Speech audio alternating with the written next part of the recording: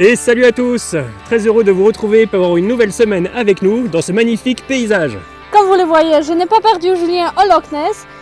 Si vous voulez voir qu'est-ce qui s'est passé, regardez notre précédente vidéo.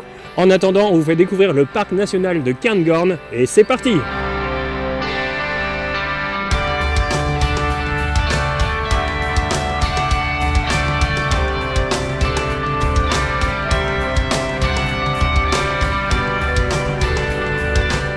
Situé dans le nord-est de l'Écosse, le parc national des Cairngorms, avec une superficie de 4528 km², fait de lui le plus grand parc national du Royaume-Uni. Il y a ici tellement de montagnes, de chemins forestiers, de rivières, de lochs, de faune sauvage, de villages et de distilleries qu'il vous faudrait plus d'une vie pour tout visiter. D'ailleurs, 5 des 6 plus hautes montagnes du Royaume-Uni se trouvent à l'intérieur du parc. Et il compte également 55 montagnes, ce qui vous donne une idée de l'immensité du parc. Petit conseil, si un jour vous êtes de passage dans le parc, trouvez un lac isolé en lisière de forêt, posez-vous et laissez-vous apaiser par le bruit de la nature.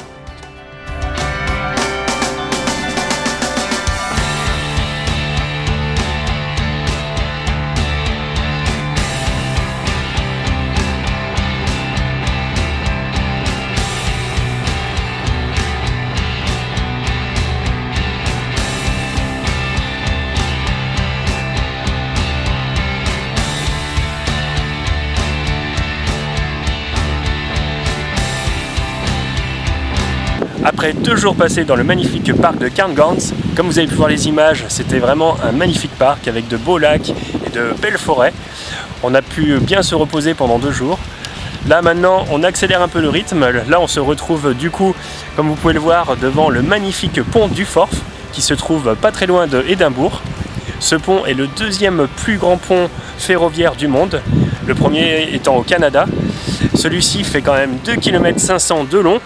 Il s'étend jusqu'à là-bas, voilà, et on peut voir qu'il y a aussi 2 autres ponts, donc ça c'est les ponts autoroutiers, et ces ponts vont nous amener tout droit à Édimbourg, et donc à l'aéroport où on va aller chercher 2 amis qui vont passer la semaine avec nous à bord de notre van.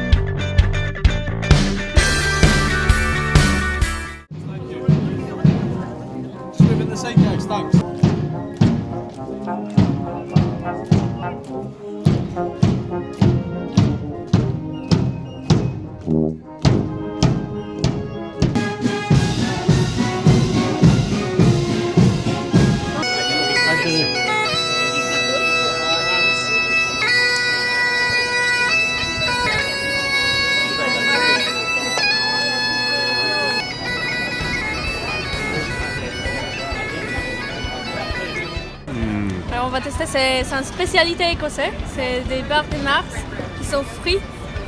On va goûter. Elles ont tout compris.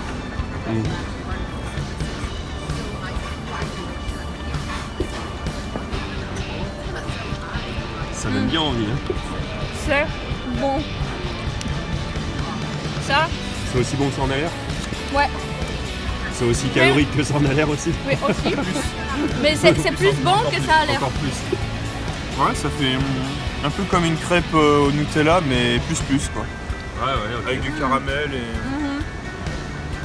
Il va falloir se mettre au régime après. Bah, on marche pendant 3 semaines sans s'arrêter. Voilà. Ah, c'est trop bon. Crêpe Nutella.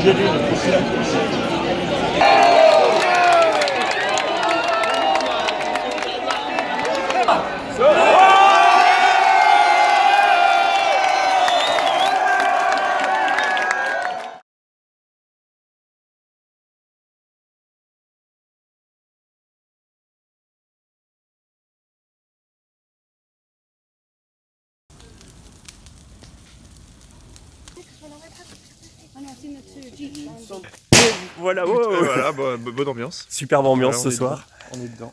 Comme vous pouvez le voir, il y a un feu derrière nous qui s'est bon, c'est pas drôle. En fait, on était tranquillement dans le van, on regardait un film tous les quatre. Et en fait, derrière, on entendait à l'extérieur des jeunes qui foutaient un peu le dawa, on peut le dire. Et avec deux voitures, et ils ont déchargé en fait plein de matériel, mais on n'a pas vu. Et du coup, ça pète encore. Et nous, on était garés juste derrière, quoi. Et il y a Boris qui avait sa tente, que maintenant on a déplacée, mais qui était là. Et le problème, c'est qu'il y avait de la cendre qui sautait et qui tombait dessus. Et on a bien eu peur que ça prenne feu, et même pour le van aussi. J'allais dormir dans les flammes. Bon, là, on rigole, mais c'est quand même assez sérieux. Du coup, ils ont appelé les pompiers, donc ils devraient plus tarder à arriver. La police aussi, je pense. En plus, on est dans un parking, un parc naturel, et pas un parking naturel. Et c'est ouf. C'est que la deuxième nuit. Voilà, que bienvenue.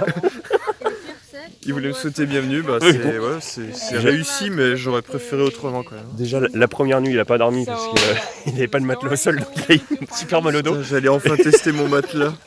Et là que je dois déménager ma tente. Et ce soir, il y a le feu. La vie est ainsi faite. Bon, les pompiers n'ont pas l'air inquiets parce que franchement, on les a appelés il y a 10-15 minutes, toujours personne. Ils sont au whisky là. D'ailleurs, ça a été arrosé au whisky, je crois, le feu. Oh, en plus, là ça sent. Emergency people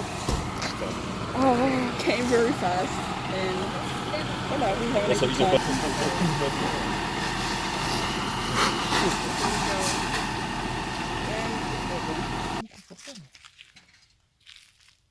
Aïe, il est encore un peu chaud. Bien, voilà, nous sommes le matin. Souyen fait encore la sieste. Et voilà, le résultat d'hier soir du feu. Ça donne ça. C'est quand même bien impressionnant. Ça a brûlé même les arbres autour. Voilà. Il reste plus que les sièges.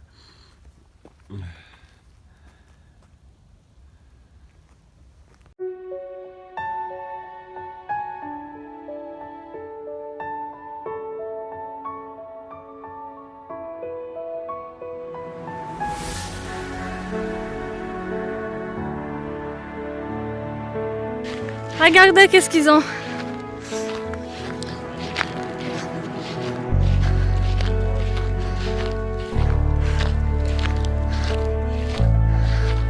Vous avez quoi là?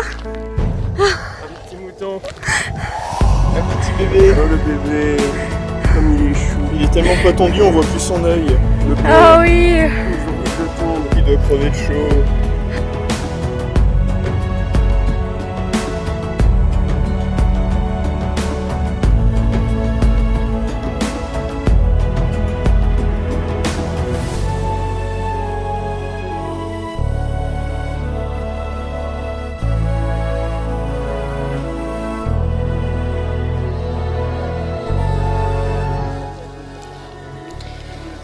Et voilà, comme tous les soirs, les garçons ils vont déplier la tente pour Boris. Et nous, on va regarder les beaux couchers du soleil.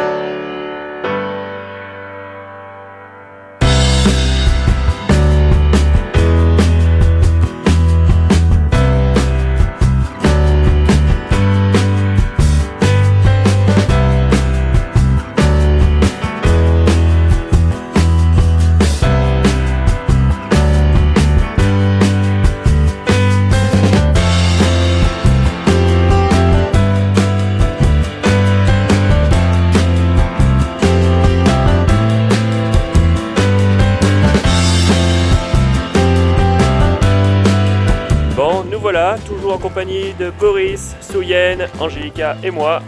On est deux. Voilà. On va aller déguster un bon whisky, enfin du moins j'espère.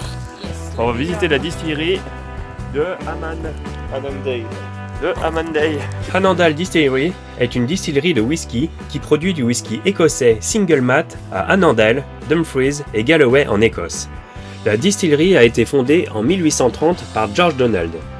Quelques années plus tard, en 1893, ce n'est rien d'autre que Johnny Walker qui la rachète et l'exploite jusqu'en 1924 avant qu'elle soit laissée à l'abandon. Et ce n'est qu'en 2007 que la distillerie a été rénovée et remise en fonction et a pu renouveau produire du whisky par l'Annandale Distillery Company.